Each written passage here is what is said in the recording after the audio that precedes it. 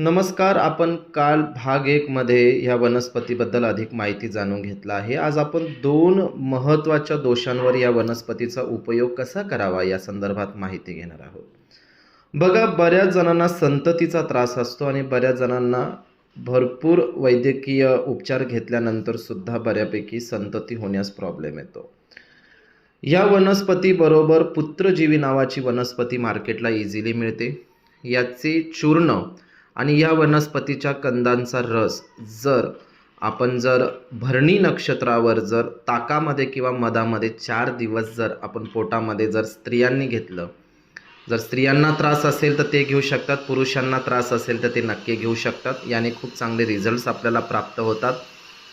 तसेच ज्या लोकांना त्यांचा मोटर गॅरेजचा व्यवसाय आहे, डॉक्टर वैद्यांचा व्यवसाय आहे, मेडिकलचा व्यवसाय आहे, तर याची जी कंद आहे हा तुमच्या व्यवसायाच्या ठिकाणी बरोबर ईशान्य दिशेला ठेवायचा आहे आणि तिथे एक मधाची बाटली मात्र भरून ठेवायची आणि ग्राहक आकर्षित तर वाढतील, पण तुम्ही ज्या शास्त्रात कौशल्य निर्माण केलेलं आहे ते कौशल्याचा फायदा सर्वसामान्यांना नक्की होईल. पुढच्या भागात अजून काहीतरी नवीन माहिती.